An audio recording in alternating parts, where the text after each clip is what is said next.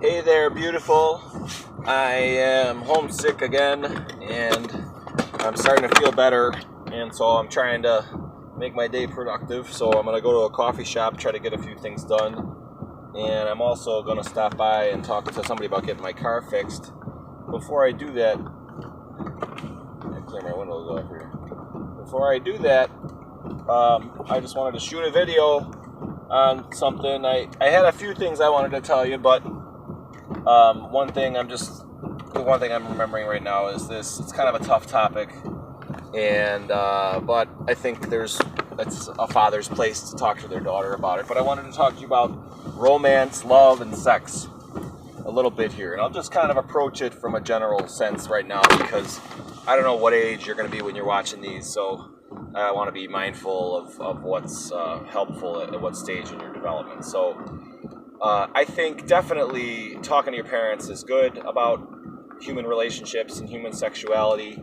I think you can also talk to other people. I think you can talk to friends and potential romantic partners. You can learn about love, romance, and sex from anybody. And I would say steer clear of people who do things to hurt your feelings or don't seem to care about your feelings. In that context, of course, and that goes for just about anything you want to explore in life. But with sex particularly, I think there's the potential for more powerful feelings. So it could be good or bad in that way. So being around people who are careless and reckless with your feelings in that context is probably not a good thing. So that said, a couple of main points that I eventually want to really make with you or explore with you is that, first of all, there's a lot of bad ideas out there about sex, and I think one way to really just see clear through all those things is to really learn how to focus on what makes you happy and what gives you joy.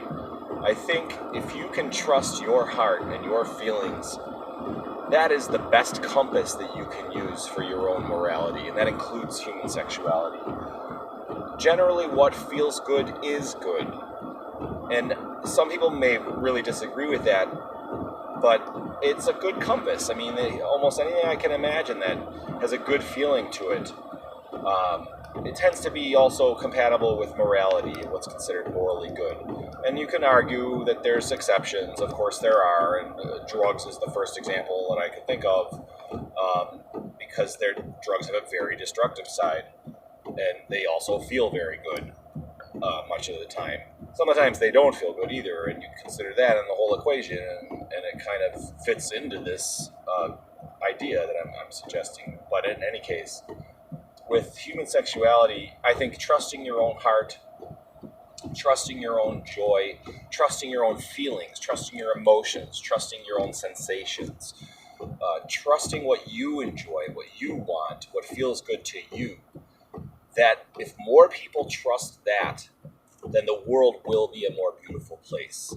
The more people who listen to their own feeling and their own desires and really listen to their heart's desires and learn to explore their own heart and trust their own dreams and fantasies, that the world will be a more beautiful place. And there are many things in this world that get in the way of that, religion being one of them. But